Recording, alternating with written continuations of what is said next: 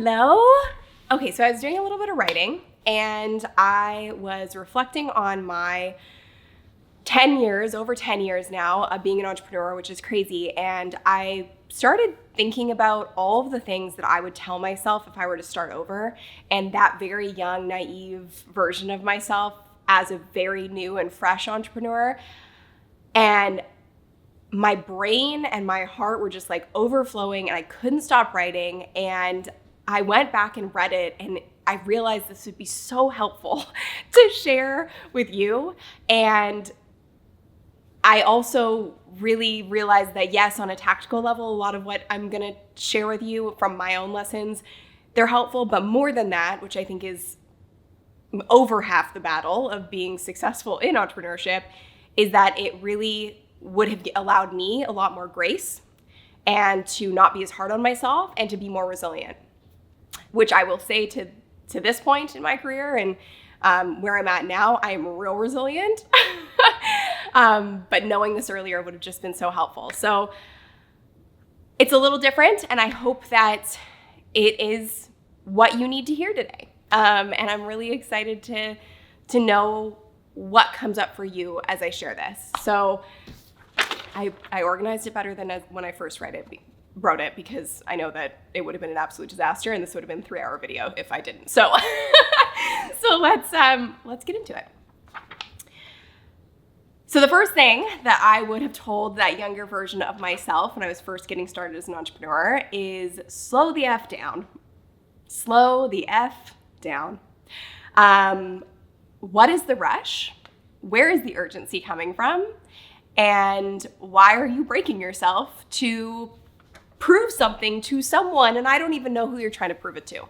And this goes hand in hand with kind of an overarching theme of trust and trust the timing of everything. So there are so many things when I was first starting my business that didn't work out and that felt like epic failures at the time. And I realize now, hindsight's 2020, that a lot of those things were working for me. So I have dealt with a lot of tough stuff in my time as an entrepreneur, a lot of things behind the scenes that no one ever knew about. And I will tell you that as hard as a lot of those situations were, and as much as they took a toll, and as much as sometimes it felt like the entire world was ending, it always worked out for my benefit. And a lot of times it was actually done for my protection by something way bigger than me. And I can tell you that even recently, there's been some tough stuff that I've had to deal with and has been thrown at me. And I'm so much more resilient now because I realize that it is happening for me. It's always happening for me, as horrible as it might seem at the time, which allows me to get back up, move forward, and keep my focus on my mission and not get swayed so much by the peaks and valleys, which is, this may be the most important thing, is that there is always going to be peaks and valleys in anything you do, but especially in entrepreneurship, because you're building your path as you go. And so knowing that you are able to come out of them if you keep your focus on the main thing is a huge security blanket and allows you to be the person who continues on your path to make the impact you're meant to make, whereas a lot of other people use that as an excuse to give up. So it's something to be really, really proud of and to trust that even if it sucks at the time, it's okay. The next thing for me is define success for yourself. This is a tough one because I really don't know if I could have learned this lesson without all the experiences that I've gone through, but I think it comes down to knowing what my North Star is. And I think as someone who's really young when I got started, a lot of my sort of North Stars and my reason for my drive was driven by some scarcity, and it was driven by a little ego, and it was driven by, I've shared this before, but some revenge. If I'm totally honest. I had some things to prove to some people. Yeah. I have a whole other video where I talk about my entire story, and you may want to watch that for full context as to why that's so deep-rooted. But yeah, I I kind of had this drive that was very, I guess, surface level when I look back on it now. And it led to some reactive decisions. It led to some big mistakes. It led to moving way faster than I ever needed to, pushing myself way harder than I ever needed to, and feeling like I was constantly in the spin cycle trying to grab onto everything that I thought might work, which ultimately was not great for me and led me to actually massive burnout, in the hospital, all the signs of a stroke at 29 years old, which was a huge turning point for me. So understanding what my definition of success was and is, and it always has been, peace and impact. That's it. I started doing what I do because I wanted to help people, and I wanted to really help people get their message out into the world, because I really do believe everyone has a story, and within that story there's lessons that can help so many other people. And we have this vehicle on the internet that allows you to reach the right people to make that impact. And so that's my North Star, and I have to stay focused on that. And what I have learned is that when you don't have that, and when you don't have a clear intention and a clear North Star, you are so easily swayed. And my goodness, there is no better place than the internet to sway you, because everyone, every 5 seconds is telling you, do this, do that, be on this platform, don't be on this platform, this worked, this doesn't work, get more followers, get more subscribers, blah, blah, blah. It's exhausting.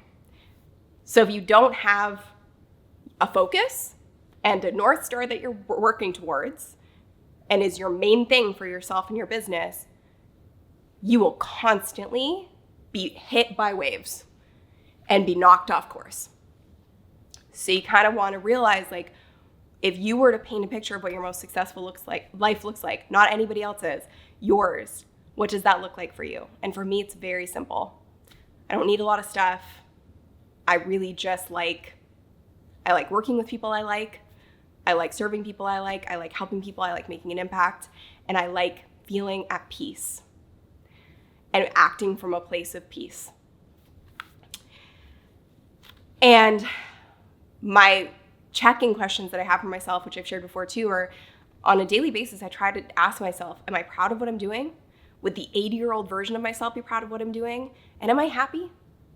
Because my goodness, there have been so many times where I'm just not happy in my business or with what I'm doing, and I'm doing it because I feel like I should be doing it. I'm telling you, that's a losing battle. And I'm telling myself that as well. And defining my success when I was in the early days by how busy I was, and really attaching my identity and my worth to how busy I was what ultimately led me to having that massive burnout, because it was so externally based. It was like, if I was busy, I was worthy of success and love and kindness, which makes me so sad.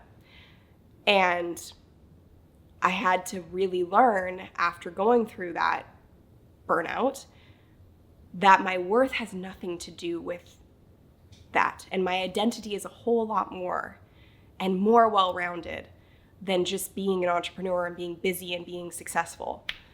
And what was I even defining success as? I was defining it as what other people say it is. And that is not mine. I was allowing that to sort of like infiltrate how I thought about it. And I needed to really anchor myself and my values as a person and what I know success is for me. I just don't need a lot to feel successful. And knowing that allows me to operate from a place of being grounded. For the most part, of course, I have my days. I still make mistakes. And the ego is a tricky thing. But for the most part, it allows me to stay grounded. So comparison really only comes up when you don't know where you're going.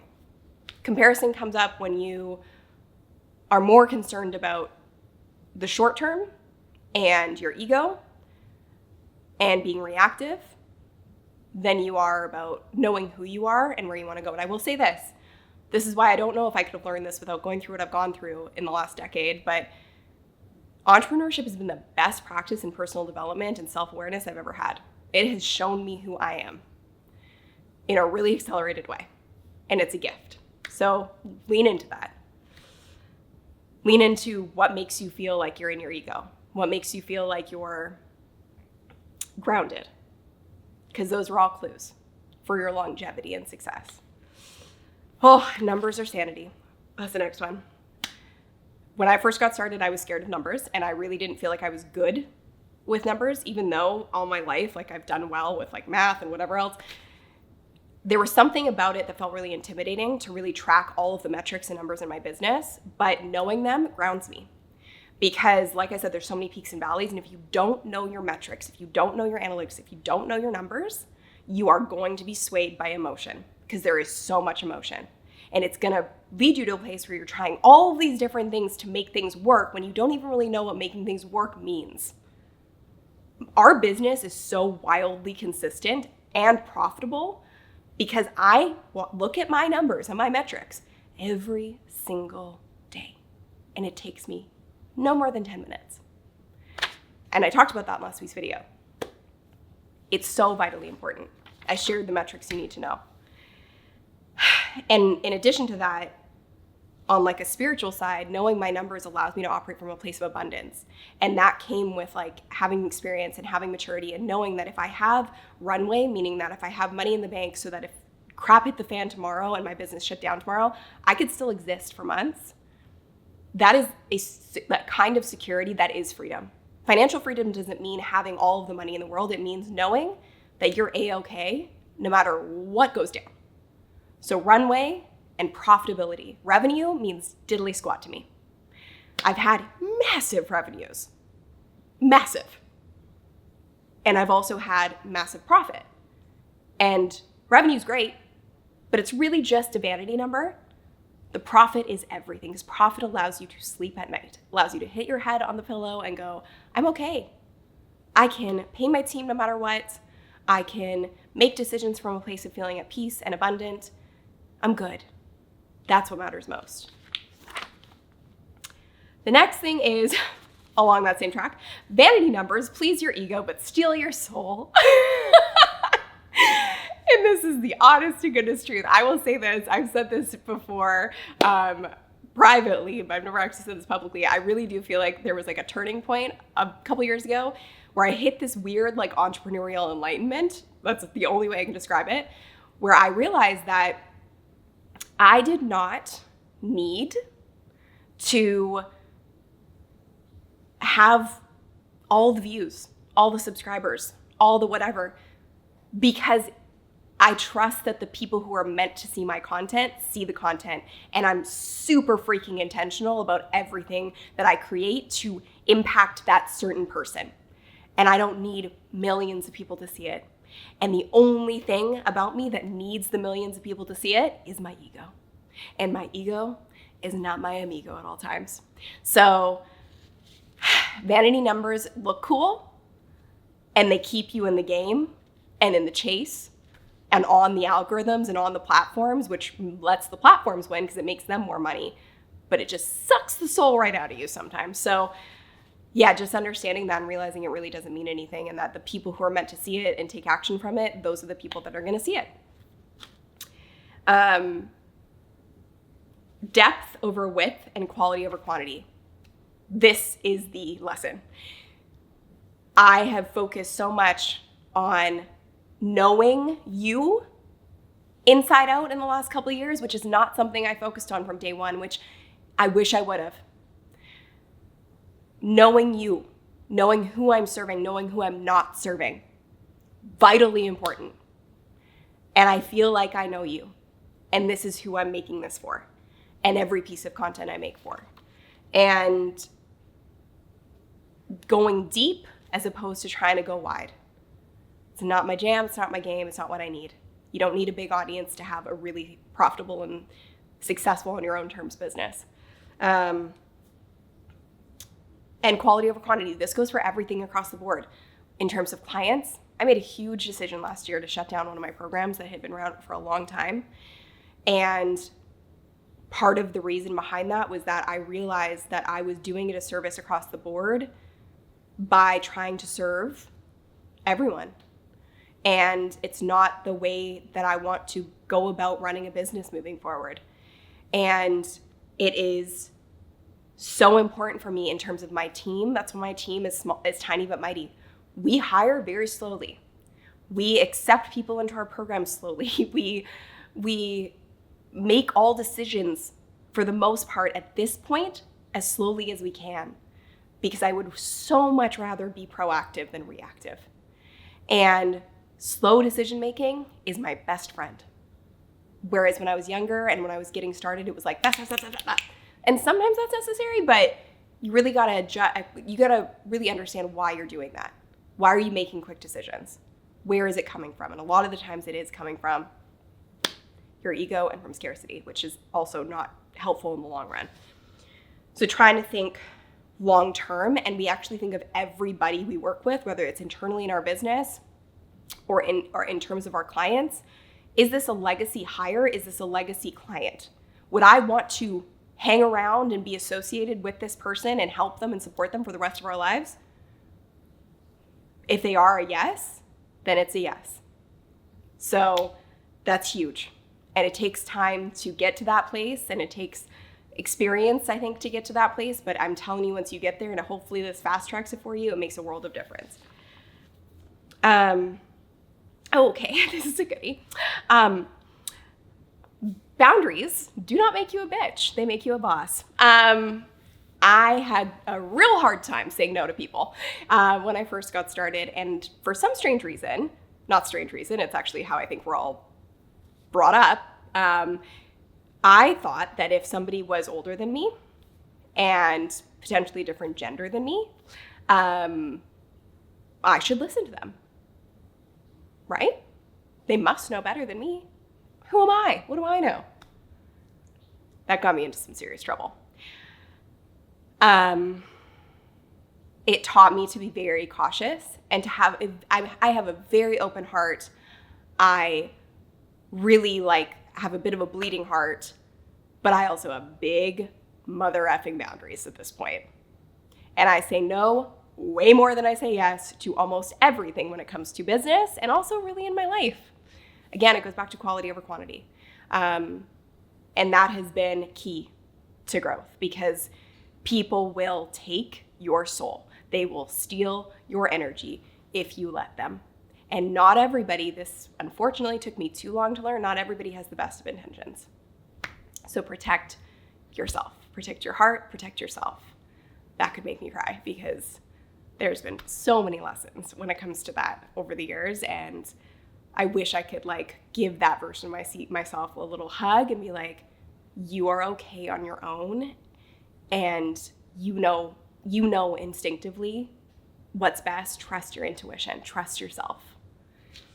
You don't have to trust people so easily. Day one mentality. I've talked about this a lot, but I'm always open to learning. I don't believe I ever know everything. I think there's always things to learn. I know what I do know, and I'm very confident in myself and what I can do. But I always want to have that day one mentality of I'm just getting started. It also is what keeps me motivated. I want to wake up every day and feel like this is the first day of my business, because if you get comfortable and complacent, it's not as fun. I am driven by a challenge. I am driven by overcoming obstacles. I'm driven by disruption. And when I lose that sense, I lose the fun. And if I'm not having fun, I'm not happy, and I'm not feeling joyful and abundant, it's not for me. So day one mentality, and being super, super intentional about the information I take in and who I learn from. If they haven't done the thing I want to learn how to do, and if they haven't proven their credibility and their values to be aligned with mine, it's a no. Super important. You can only control what you can control. It took me way too long to learn this one. To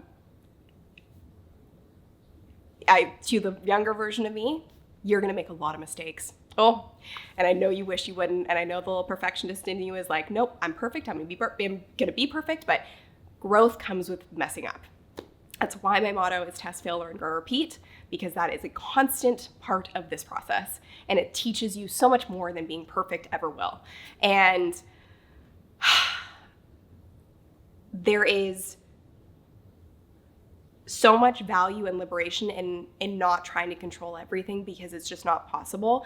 there are things you can control in terms of the metrics of your business, the consistency of your business, the product you create, the people you want to work with. Those things you absolutely do have control over, but there's variables on a daily basis that you don't. And so just lean into the things you can control and accept and surrender to the things that you cannot. And know that they're probably working for you at the end of the day anyways. In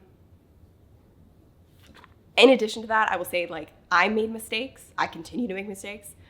I've disappointed people. I've had really hard conversations. I've had to grow the F up in a lot of ways. And people have done the same to me. People have disappointed me. People have let me down. People have misused, or people have used me. People have taken advantage of my very open heart. And unfortunately, that is the very messy and human part of running a business. You're not working with robots. And so these things happen. But I can't control what people do. And I can't control anyone else outside of myself. So only I can know that what I'm doing is right. I need to know who I am, and I need to know that I'm living in my values. That's all I have control over. And that's all that I need to. This is a big one. Be wary of big talkers. I've actually got like a category of people that I've noticed over the years. People who talk a lot but say diddly squat, like people who talk a lot but say nothing, I'm sure you know what I mean. These people are the most dangerous people. Don't let them take up your energy. Put up that boundary, put up that wall, and know that it's a projection of their own insecurities. And I've literally had people say the most wild things to me, thinking they're being helpful. And I gotta have a filter on, a BS filter. And I'm like, not for me today. Thank you so much. Thanks for coming out. See you never. And also people who flex early. People who feel the need to flex early and like show off and prove their worth through how successful they are externally and all that stuff. Red flag. Next one, you can't please everyone, and that is almost always a projection of their own stuff and not yours. People come with baggage, especially in this online world, and they will see you and what you do through the lens of the baggage that they have. So again, this is a matter of being okay with the fact that you just can't please everyone, and people are going to find reasons to not like you, personally attack you, have a go at you because you represent something that triggers them about themselves. Still working on that one because it hurts no matter what. And I'm human. And I think that's easy to sometimes forget. And I have feelings. And what people say, it does hurt. And I'm not just some random person on the internet. Like, I'm a human being with emotions. So just knowing and accepting that I may be a trigger for some people, and people may look at me and categorize me with other people that I have nothing to do with, and have no similarities to, but on paper and on the wild west of the internet, maybe I look like or sound like or do things like, I don't know. But baggage comes with every person, myself included. So I tried my best to give everyone grace and to do my own due diligence, and look for the good, and look for the proof from the vast majority. Because there is a vocal minority who tends to be those people who talk a lot but no diddly squat. And that vocal minority, unfortunately, gets a lot of the attention. And yeah, I've been very fortunate to not have a lot of that happen to me, but I guess this is also for like people that I know who've gone through it. And it's just, people are mean. People can be really mean, and it's their own stuff. I'll kind of leave it at that. Nothing external will fulfill you. I will also say this is a weird phenomenon of like the online space, but there's this sort of tendency to be like, look at this car I bought. Look at this house I live in. Look at this whatever. Bag. I don't know. And it's funny, like if you let your ego play enough, in this game, you're gonna get sucked into it. And I've shared this story before a long time ago, but there was a time where I was like, oh, should I be more fancy? Should I have more fancy things? And I went and bought myself a Gucci belt. Literally felt like an imposter in the store. I have worn it maybe twice. And it's nothing against a Gucci belt. God love you if you have a Gucci belt. But for me, I was like, what am I doing? Like, I don't care. I don't care about this. And so understanding that literally nothing external fulfills me. The only things that fulfill me are quality time, the people I love, light bulb moments from the people I work with, and impact. Like, it's very basic and simple. So knowing that about myself allows me to know that I don't need shiny things and I don't need new things. And I am one of those people who will use what I have until it breaks. My team makes fun of me because I had a laptop for 7 years that was duct taped together, and I would not give that thing up. And it's how I grew my business to 8 figures. If someone saw my setup, they'd be like, is this a joke? So I just need to know that about myself, and I don't need to be swayed by like getting all these fancy things. So you need to know what makes your cup full, makes you feel fulfilled. And it doesn't have to be shiny things. And if it is, cool too. Awesome. But I think the thing for me was understanding that my feeling of success and contentment, it's always an inside job and it's personal to me. And I need to know that and really honor that for myself. Inner peace for me is my success. And simplicity is success. Like, I've done a lot over the years. I've had a lot of different business models. And we're at a place now where we have one program and one clear intention and one ideal client. And that's it. And we've never been more profitable, grown more, or had more joy in our community and success in our community. And so that's a really cool thing to see happen over the last couple of years. And then the last one, this one really hits home. Be yourself no matter what, and know that you are an ever-evolving human, and that's okay. And being myself and honoring who I am as an individual and person has been the most fulfilling thing I've ever done, and it has created an impact I never would have imagined. It started with my hair. If you've been here for a long time, you know that like I used to straighten my hair, and sometimes I still do out of nowhere I will if it feels right. But I have this big curly hair and I was so ashamed of it for so long, and I hated my hair, and I was told it wasn't pretty enough or sleek enough or whatever. And one day I woke up after a friend of mine passed away who had this big curly beautiful hair. I was like, no more. I'm gonna be me through and through. And the amount of DMs I get, the amount of people who say to me, you wearing your hair like that has allowed me to show up with mine like that too. And it seems like a strange superficial thing, but it is so liberating, and it goes across the board. I am just trying to be the best version of me at this point. I don't want to be the next anyone. And that level of like self-acceptance, which I'm still working on every single day, is the thing I think I'm most proud of. And I wish that for everybody.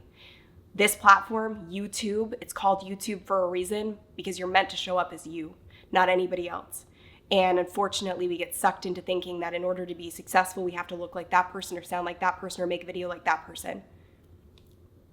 You know, being you is a radical act, and it will draw in the right people that are lifelong, loyal humans in your community, and it will create the most fulfilling and rewarding path for you. So being myself has been a whole journey. It still is. But it also has allowed me to realize, like, people can copy so much about you, and they sure have. It's an epidemic in terms of this whole online industry. People will copy everything. And I've mentioned this in recent videos. They can copy, what you do and what you teach and all these things, but they aren't you. And that's why it's so important that whatever you create has to be grounded in you and your story and experience, because that's what makes you stand out and it makes you uncopyable. So, yeah, that was really therapeutic to share. I don't know if anyone is going to watch this. But yeah, that was really therapeutic. And it was really nice to share. So I hope that it was helpful for you. And I hope that you take some of these lessons and they allow you to kind of avoid some of the stuff and the grief and the crap that I've gone through and I will continue to go through because that's part of this journey. And you got to just ride the wave and stay grounded in who you are, how you want to show up, and what your intention is. Are you with me?